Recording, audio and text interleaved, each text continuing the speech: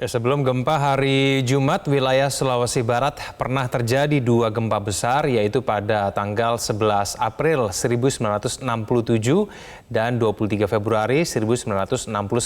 Bagaimana karakter gempa di wilayah Sulawesi Barat?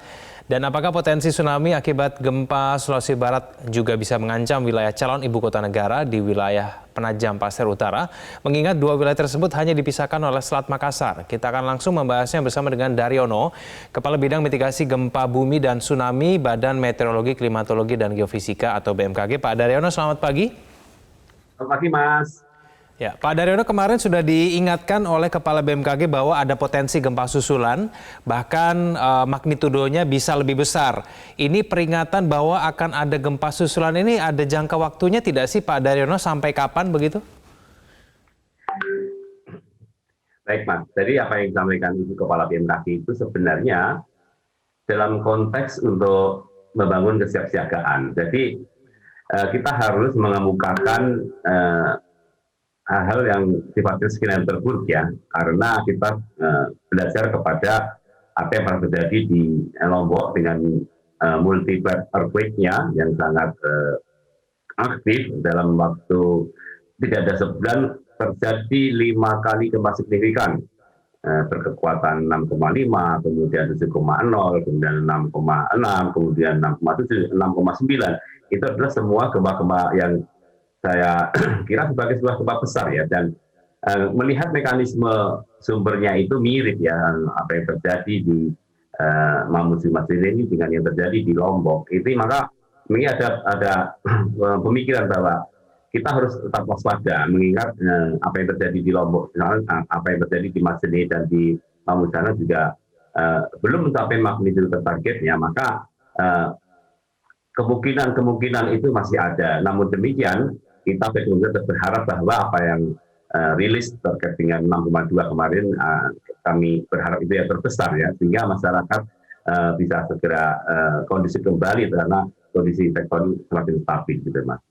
Baik, penjelasannya seperti apa sih Pak Daryono? Kenapa kemudian BMKG bisa memperkirakan bahwa akan ada potensi begitu ya gempa susulan dengan magnitudo yang lebih besar? Iya, itu tidak lepas dari historical kegempaan di sana ya, di mana pada tanggal 23 Februari 1969 itu terjadi gempa berkekuatan 6,9. Ini mendekati magnitudo targetnya, dan itu pusatnya di lepas pantai dan akhirnya memicu tsunami.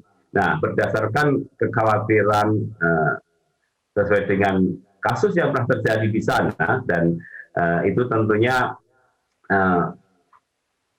bisa mungkin terjadi, sehingga kita harus menyampaikan sesuatu yang tampaknya tidak nyaman untuk didengar bagi kita semua. Tetapi itu adalah sebuah tanggung jawab kita di dalam memberikan informasi potensi. Tetapi sekali lagi itu bukanlah prediksi, tapi tetap kita anggap sebagai potensi karena sumber gempa Makassar Strait atau sesar Selat Makassar, sesar naik Selat Makassar itu bagaimana juga punya histori yang pernah menjadikan bencana tidak hanya gempa tapi juga tsunami di kawasan tersebut, sehingga tidak salah kita mengangkat potensi itu agar masyarakat kita lebih waspada, dan jika kemungkinan tersebut terjadi kita sudah bisa mengamankan masyarakat terkait dengan kemungkinan ini. Jadi karena sumber gempa Makassar Strait itu sumber gempa Makassar Strait Trust itu sangat dekat dengan pantai. Ini kan sumber gempa yang dapat memicu tsunami near fail ya, tsunami dekat ya, dan itu sangat sulit untuk di warning BMKG karena kita memberikan warning itu 5 menit. Sementara kalau sumber gempa Makassar Strait itu rilis dan cukup signifikan sehingga bisa menimbulkan tsunami itu tidak sampai 5 menit sudah bisa sampai ke pantai. Itu yang menjadi kekhawatiran kami, sehingga ini harus kita sampaikan kepada masyarakat agar masyarakat bisa melakukan antisipasi dan kesiagaan. Dan itu tujuan kami di dalam memberikan peringatan ini, tapi bukan memprediksi ya, sekali lagi bahwa itu akan terjadi, tidak, dalam konteks itu tidak. Tapi memang di situ terdapat sumber gempa potensial di lepas pantai yang itu harus kita waspadai bersama. Demikian, Mas. Jadi sebetulnya main shock-nya itu sudah terjadi apa belum Pak Daryono? Sulit sekali kita untuk mengatakan ini main shock yang sesungguhnya atau tidak, karena ini prosesnya belum selesai dan aftershock juga masih kita pantau. Sehingga sebenarnya kita mengatakan sebuah gempa dengan tipe main shock aftershock atau foreshock main shock aftershock itu setelah semuanya selesai, ya. Tapi ketika kemarin terjadi gempa berkekuatan 5,9 pada hari Kamis jam 1.30, itu kita juga belum tahu kan kalau ada yang lebih gede lagi. Nah, taunya kemarin pagi, dini hari jam 1:28 keluarlah yang 5,2. Nah, ini sebuah proses gempa yang masih akan terus terjadi dan pelajaran yang terjadi dari gempa Lombok itu sangat penting dan harus membuat kita hati-hati di dalam memberikan informasi gempa. Karena kita tidak bisa mengatakan apakah ini main shock yang sesungguhnya, itu tidak bisa. Kecuali nanti setelah proses berakhir semuanya baru bisa, main shock yang sesungguhnya ini. Tapi untuk saat ini 6,2 itu saya sebut sebagai main shock, tapi main shock sementara. Sehingga kita belum bisa memberikan informasi final, ya, karena ini masih proses, ya. Harapan kita itu main shock yang final dan tidak ada lagi, itu doa kita semua. Gitu. Pak Daryono, kalaupun memang terjadi gempa susulan ini, apakah akan berada di titik yang sama? Apakah itu di daratan seperti yang 6,2 ataukah di laut ataukah di mana sebetulnya Pak Daryono? Itu juga satu pertanyaan yang harus dijawab juga, karena kalau itu bisa menjawab berarti kita bisa meramal atau memprediksi gempa. Berkaca dari kejadian di Lombok tahun 2018, gempa multiplet itu saling picu, ya. Jadi ada 3 segmen yang waktu itu aktif. Pertama-tama segmen di Bali, di Lombok Utara bagian tengah, ya. Kemudian dengan rilis gempa 6,5 itu memunculkan gempa berkekuatan 7,0 di dekatnya. Tetapi rupanya gempa 7,0 ini memicu segmen di sebelah baratnya. Dan itu signifikan karena 6,9 kalau nggak salah, 6,8 ya. Kemudian setelah terjadi itu, beberapa lama kemudian terpicu lagi segmen di sebelah timur gempa yang kedua, yang 7,0 itu. Sehingga ada 3 segmen dan di total gempa-gempa besar yang muncul saat itu ada 5. Nah, belajar dari itu, maka saling picu itu memang bisa terjadi, tetapi dalam konteks sumber gempa yang sangat berdekatan. Di sana ada Mamuju Trust, ada Majene Trust, kemudian yang di laut ada Makassar Strike Trust. Itu semua sangat mungkin karena adanya rilis energi itu dengan teori pemicuan statik atau static column stress itu perubahan positif dari nilai stres itu bisa memicu gempa di segmen lain bila di segmen lain itu juga sudah matang akumulasi tegangannya dan labil, sehingga karena ada gempa yang telah terjadi itu bisa menimbulkan picuan statik dan itu akhirnya akan memicu gempa baru. Itu sebuah teori yang harus kita pahami dan itulah yang mendasari Ibu Kepala BMKG kemarin menyampaikan itu. Sekali lagi, itu bukan prediksi, tetapi potensi yang harus kita waspadai bersama. Ya, baik Pak Daryono, sebetulnya memahami mengenai gempa di Sulawesi Barat ini lebih erat kaitannya dengan gempa di tahun 2018 di Lombok atau justru gempa yang pernah terjadi puluhan tahun yang lalu, ya, 23 Februari 1969 yang di wilayah Sulawesi Barat juga, ketika kemudian waktu itu magnitudenya 6,9. Apakah ini semua satu rangkaian? Penjelasannya seperti apa Pak Daryono? Ya, yang pasti sumber gempa mekanismenya itu sama antara yang di utara Bali dengan yang ada di Majene Mamuju. Sama itu dalam hal mekanismenya, ya, tapi secara struktur tidak ada hubungan langsung, ya. Tapi karena kejadian ini berbasis mekanisme, maka kita bisa mengait-kaitkan dengan yang di Lombok. Tapi yang pasti, kalau yang tahun 1969 itu juga gempa dengan mekanisme naik, dan itu kekuatannya 6,9, dan itu sangat dekat dengan magnitudo tertarget yang dimodelkan oleh para ahli di Pusat Studi Gempa Nasional saat ini. Dan kemungkinan apakah di situ itu masih memiliki medan tegangan yang tinggi karena sudah terakumulasi lama. Ini yang kita masih perlu kaji lebih dalam lagi, sehingga kekhawatiran Makassar Strait akan terpisu itu memang ada, karena teori kolom statik stres tadi atau picuan stres statik terkait dengan gempa sebelumnya itu, Mas. Baik, Pak Daryono, masih banyak juga Pak yang bertanya mengenai pemicu gempa ini adalah sesar naik Mamuju, Pak. Mungkin bisa jelaskan Pak Daryono, sesar naik Mamuju itu apa sih? Jadi di sana itu merupakan kawasan yang disebut secara geologi itu fault and thrust belt, jalur sesar naik lipatan gitu ya. Dan itu tampaknya ada yang di darat, juga ada yang di laut ya.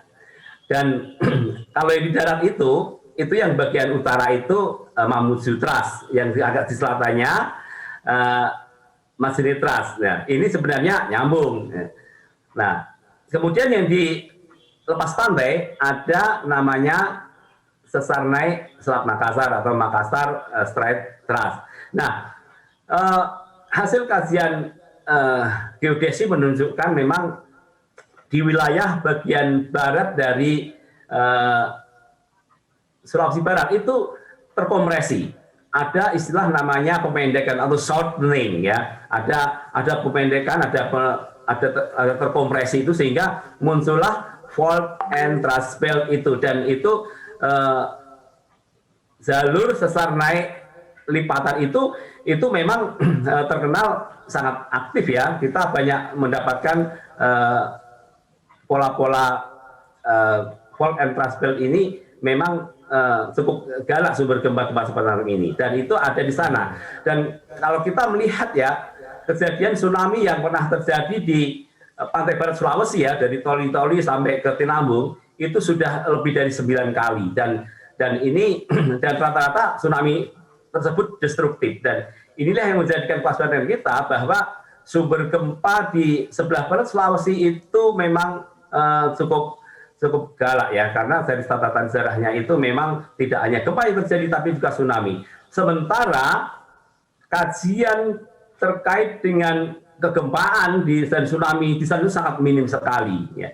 Ya, di Indonesia kalau boleh saya bilang yang paling banyak kajian itu adalah Sumatera, tetapi di wilayah Indonesia Timur itu masih sangat minim. Apakah itu utara Bali sampai Flores, apakah itu pantai barat Sulawesi, kajian-kajian semacam itu kita masih sangat jarang sekali, dan itu memang ke depan harus menjadi prioritas penelitian kebumian kita. Baik Pak Daryono, kita akan lanjutkan dialog kita di segmen selanjutnya. Pemirsa jangan kemana-mana, Metro Pagi Prime Time akan kembali.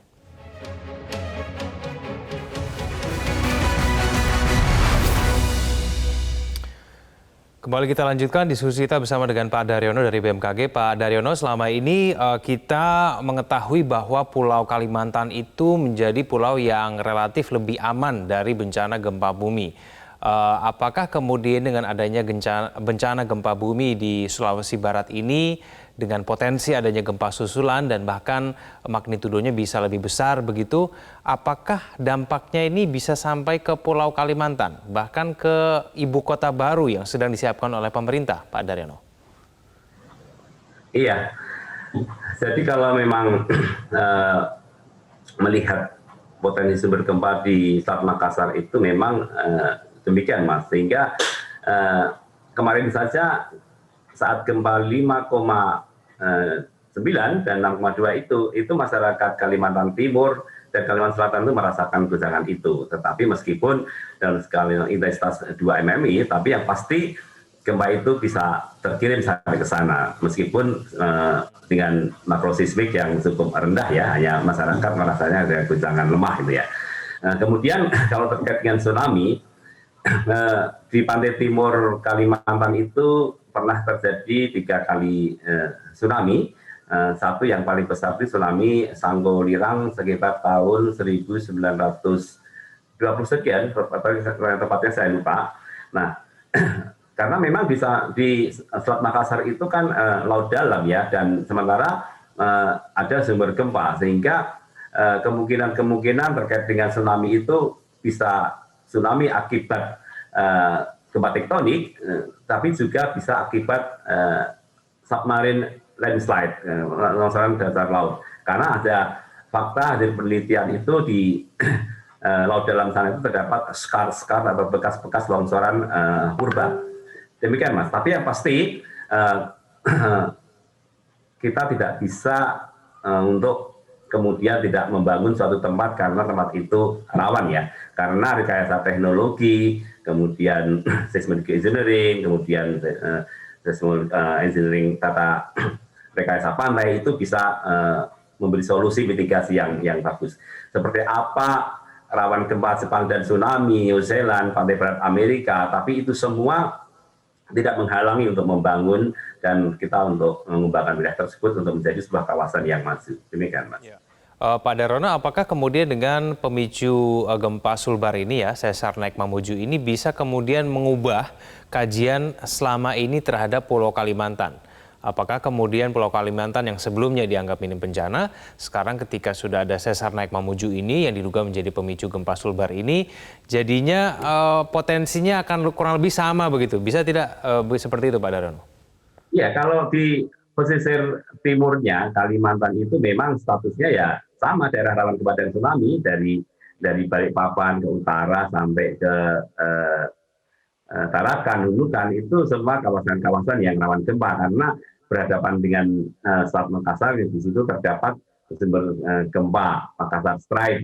Di samping itu juga ada beberapa sistem sesar yang berada di pantai timur Kalimantan, seperti ada di Tarakan sampai Nunukan, itu ada beberapa Sanggolirang, kemudian itu semua memiliki sistem pencesaran yang hasil model BMKG itu aktif kegempaannya, Mas.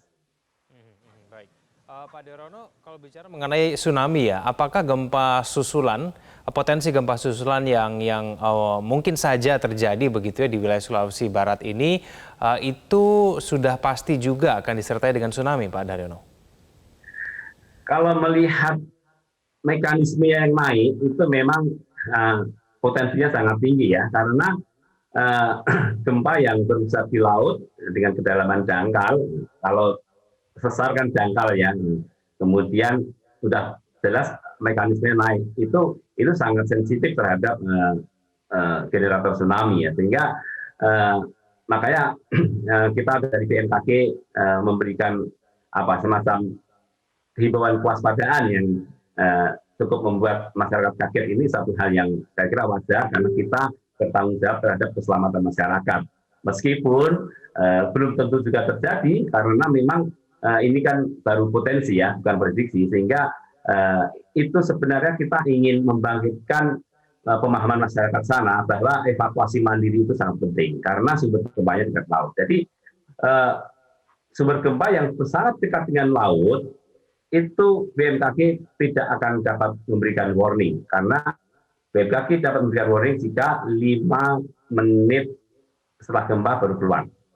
Sehingga dengan kemungkinan tsunami near fail tsunami atau tsunami paling dekat ini bisa 4 menit sudah sampai, 3 menit sudah sampai. Seperti itu di Palu, kita tidak mau ketolongan, kita tidak mau apa yang terjadi di Palu itu terulang kembali, karena waktu itu BMKG berhasil berikan warning, tapi menit ke-5 di samping infrastruktur sana saat itu rusak ya, sehingga kita warning tidak sampai. Tapi apa sih BMKG satu bisa mengeluarkan warning. Tapi ternyata kita tahu tsunami-nya datang menit ke-3. Nah, seperti ini. Jadi kita memberikan edukasi kepada masyarakat pesisir yang berhadapan dengan sumber gempa dekat pantai itu evakuasi mandiri yang dikedepankan dengan cara menjadikan guncangan kuat gempa itu sebagai warning tsunami, ya. Tidak terjadi tsunami tidak apa-apa, tetapi kita sudah selamat duluan. Itu konsep pemikirannya. Tapi yang pasti dengan evakuasi mandiri ini ada jaminan keselamatan terkait dengan sumber tsunami dekat itu, Mas. Baik, Pak Daryono, konfirmasi lagi Pak. Berarti apakah tsunami ini kalau misalnya terjadi selalu diawali dengan gempa? Selalu demikian, Pak? Sebagian mayoritas iya. Kecuali di daerah yang memiliki kasus vulkanisme, ya, seperti kasus Krakatau, anak gunung Krakatau akhir 2018 lalu, itu benar-benar murni karena gunungnya aktif, erupsi, kemudian materialnya itu mengalami flank collapse atau longsoran, itu juga terjadi tsunami. Ada juga yang murni benar-benar longsoran tanpa gunung api, itu tsunami Waiteba tahun 79 di NTT, ya. Itu murni benar-benar tanpa erupsi gunung api, tapi lereng pantai itu ambrol dan menimbulkan tsunami, lebih dari 600 orang meninggal di NTT saat itu, di tahun 1979. Jadi seperti itu, Mas. Jadi kawasan Makassar Strait ini memang kawasan laut dalam, tetapi pantai-pantainya juga memiliki potensi mengalami longsoran. Itu yang terus kita waspadai terkait dengan kemungkinan ini. Jadi lebih baik kita menyampaikan worst case demi menyelamatkan masyarakat yang kemungkinan buruk sendiri. Baik, terima kasih Pak Daryono, Kepala Bidang Mitigasi Gempa Bumi dan Tsunami BMKG. Selamat pagi Pak Daryono.